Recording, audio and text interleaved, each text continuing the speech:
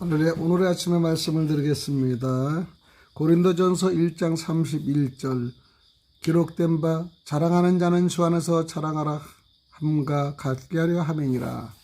오늘은 고린도전서 1장 31절의 본문의 말씀과 잘난치 않은 자에 대해서 말씀을 드립니다.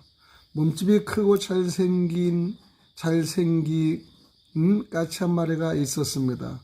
이 까치는 여러 동무들 틈에 끼어 지내면서도 언제나 그 동무들을 업신여깁니다. 밤낮 짹짹 소리만 하고 걸어갈 때는 깡충깡충 뛰기만 하는 그 꼴 속에 나 같은 까치가 섞여 살다니 참 아까운 일이야 생각합니다. 이런 생각을 한 까치는 제 몸집이 크고 멋쟁인 줄 것을 알고 신사 같은 까마귀를 찾아갑니다. 왜 왔느냐? 갑자기 나타난 까치를 보자 까마귀들이 묻습니다. 형님들과 함께 살려고 왔습니다 라고 까치는 대답하죠. 건방지게 까치가 우리 틈에 끼려 들다니. 속이 상한 까마귀들이 막 달려와서 쪼아댑니다.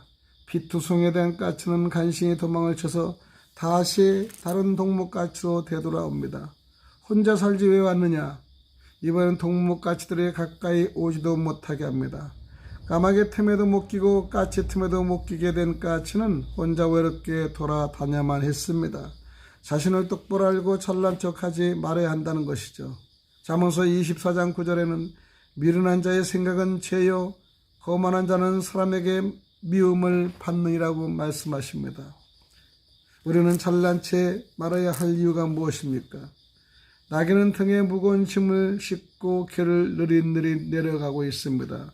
그 길을 금 많은 찬란한 말 안장과 요란한 방울소리에 내며 굴레를 쓰고 오래 같은 발굽소리를 내면서 뛰어왔습니다.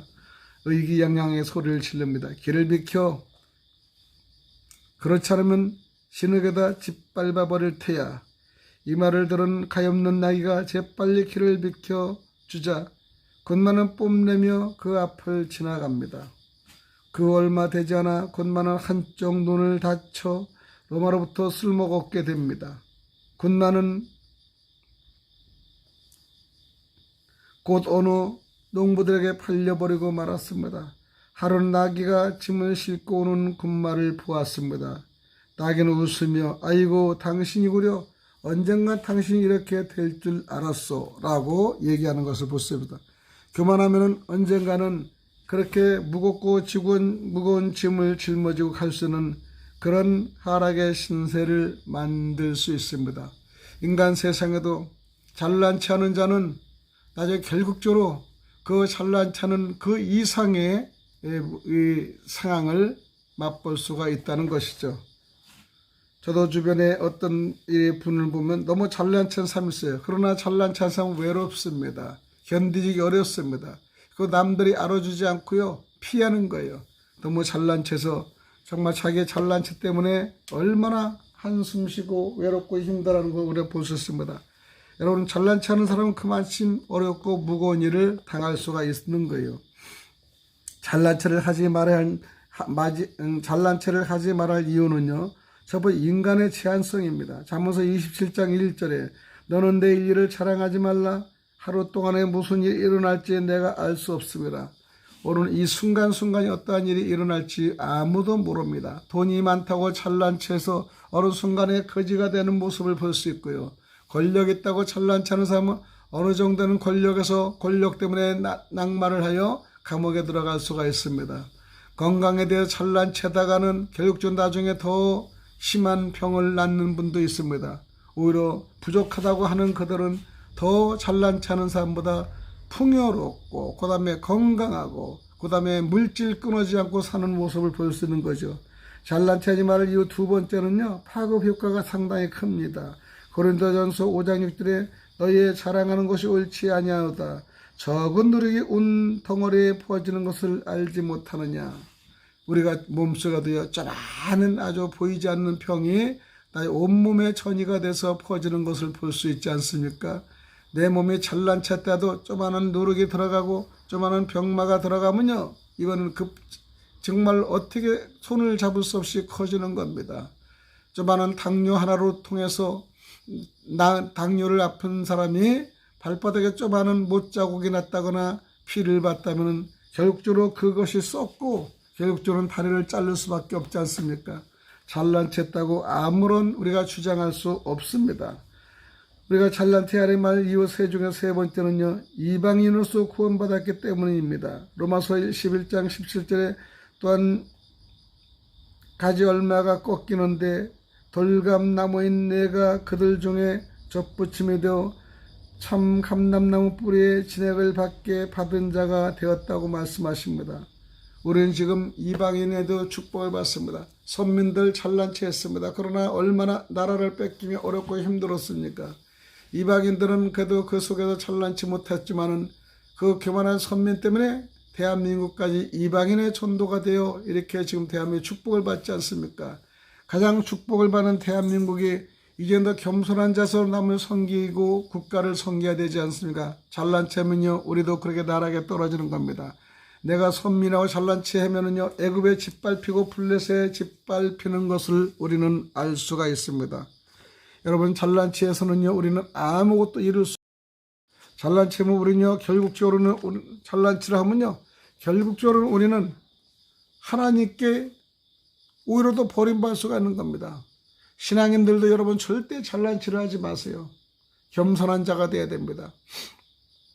목회자들 몇몇 사람을 보면요, 정말로 죽어도 준치라고 끝까지 자기 잘난 체를 하는 사람이 있어요. 어떤 분은 원로 목사가 되셔가지고 얼마 존경스럽고 낮은 자세로 사는지 몰라요. 오히려 후배 목사들을 더 말씀을 듣고요, 거기에 겸손하며 정말 그들의 이 박수를 치는 분들도 있지 않습니까? 겸손한 사람은 만나고 싶지만은 잘난 체고 그다음에 자기 아집에 겨우 센 사람은 만나고 싶어 하지 않습니다. 그리고 구태여 만나고 싶지 않은 거예요. 왜? 마음의 상처를 받거든요. 그래서 우리는 겸손하고 겸손한 사람이 되어 사람들이 정말 후배들이 만나고 싶어하는 귀한 우리 사람이 돼야 되지 않겠습니까?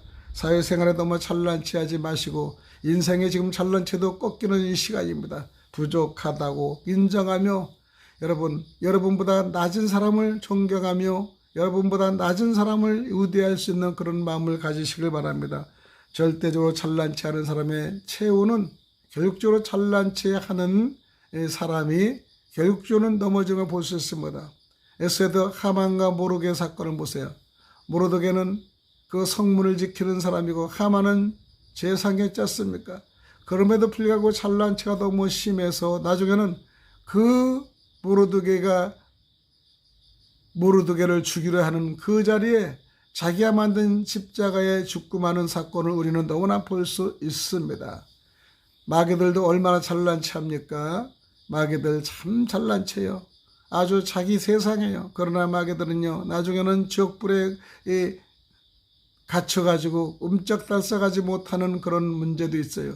나사라 거지도요, 나사라가 동냥을 할 때 그 부자가 얼마나 무시했습니까?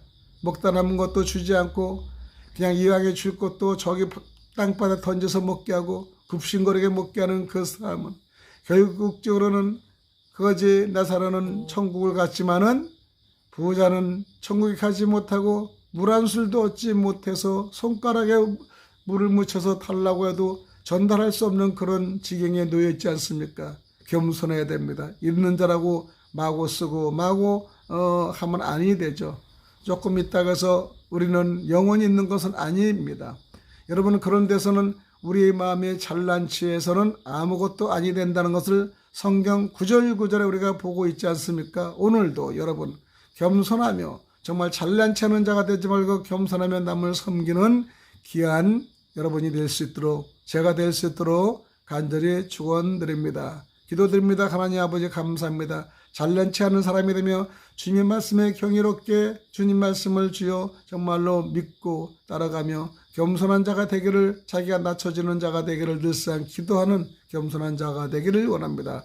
오늘도 감사하며 역사하시는 예수 그리스도 이름으로 간절히 기도드립니다. 아멘. 샬롬. 또 다음 시간에 뵙겠습니다. 샬롬.